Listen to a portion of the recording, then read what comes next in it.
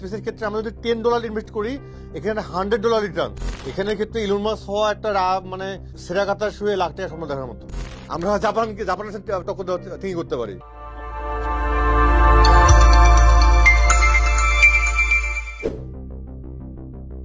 ধুমকেতু এক্স সম্পর্কে বলতে গেলে, ধুমকেতু এক্স একটি বাংলাদেশের প্রথম অ্যারোস্পেস কোম্পানি। আমরা মূলত রকেট নিয়ে কাজ করি।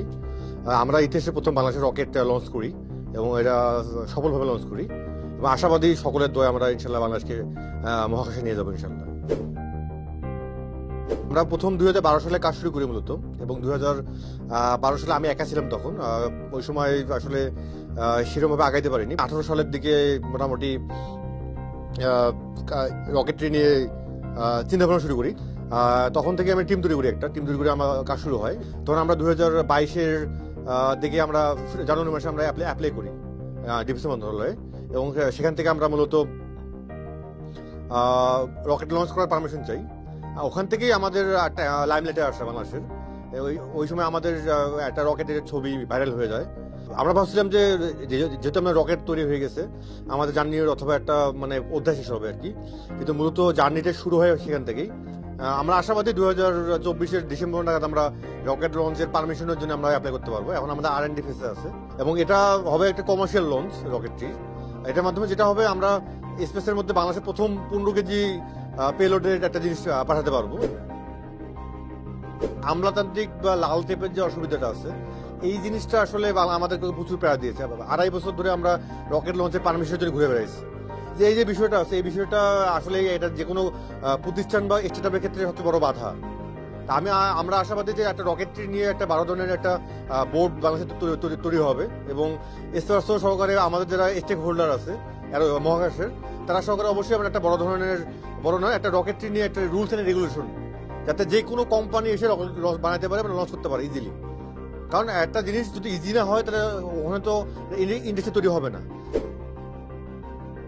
যেহেতু আমাদের কোনো R&D বা টেকনিক্যাল কোম্পানির সেক্টর নেই বাংলাদেশে, মানে তোমার টেকনোলজিক্যাল এখন তৈরি হচ্ছে। তার মানে আমাদের যারা মেধাবী মানুষ, যারা বুয়েট থেকে বের হচ্ছে, যারা কুয়েট থেকে বের হচ্ছে, যারা বিভিন্ন ইঞ্জিনিয়ারিং সেক্টর থেকে বের হচ্ছে, তার সম্পর্কে সবাই দেশে চলে যাচ্ছে।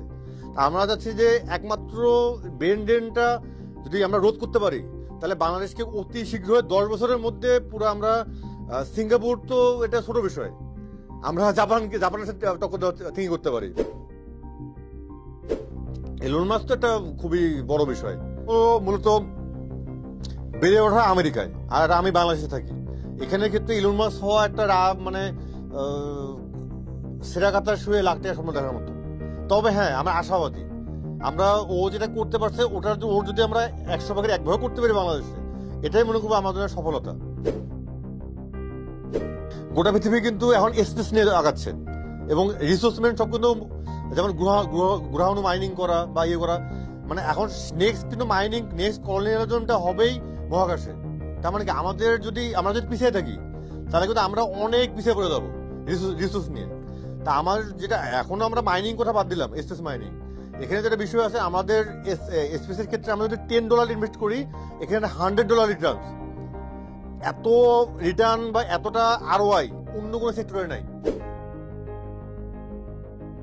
আমাদের যে পুরো টেলিকমিউনিকেশন সেক্টরটা সম্পূর্ণটাই কিন্তু এই স্যাটেলাইট নির্ভর। ডিফেন্স সেক্টর আছে, আমাদের রিলায়েবিলিটি পুরো সম্পূর্ণ বাইরের দেশের উপর।